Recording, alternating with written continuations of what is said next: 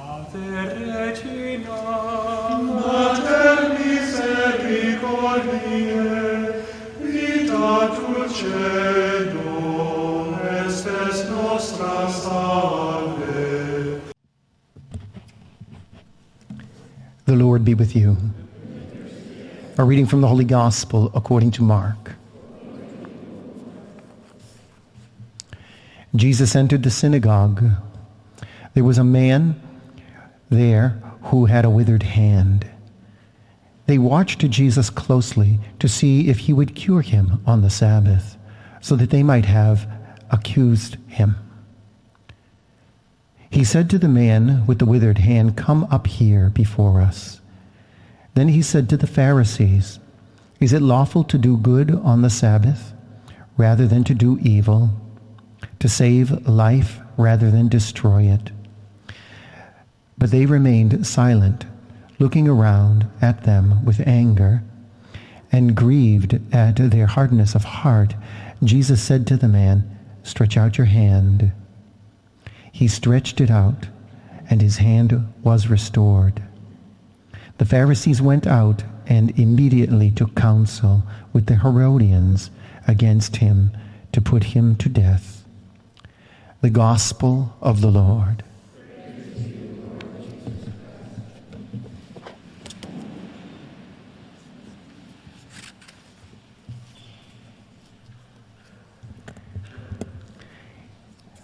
I suspect in life there will always be a Goliath hanging around that we may have to deal with, and we may have to deal with numbers of them during the course of our life. And so we find here, how is it that we face the giant? How do we deal with Goliath? "I came against you," David would say, "in the name of the Lord of hosts, the God of armies, Israel, the God of the armies of Israel, that you have insulted." This guy is so audacious, but it's being audacious in faith. He knows that God has his back. And so David puts his hand into the bag. He stretches out his hand to put his hand in the bag and choose 5 stones. David trusts in the Lord's power.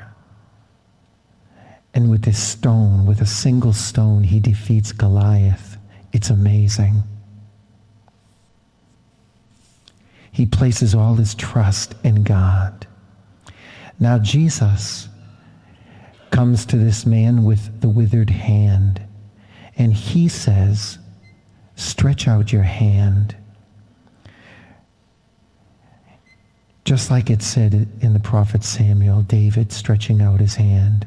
Stretch out your hand. This is a symbol that he is placing his trust in God and in God's power. He might not fully understand that as he stretches out his hand to Jesus, he might not fully understand that this is God with him. But it is. He stretches out his hand and reaches out to God, and he is healed. Saint Anthony is the saint of the day today, Anthony of Egypt. He also stretched out a hand to the Lord. He was wealthy, came from a wealthy family, very well educated. However, his parents died when he was 20 years old. But he was left with everything. And one day he went to church, and God spoke to him clearly. He heard him. "If you want to be perfect," he said to St. Anthony, "sell all you have and give to the poor. Then you will have treasure in heaven, and then come and follow me." Anthony stretched out his hand to the Lord. That is, to be able to follow Jesus, to take Jesus' hand in trust and live a whole new life, a life that one would consider as poverty. But for him, it was a life of monasticism, where he focused on prayer. People would come to him from all over to seek his spiritual advice.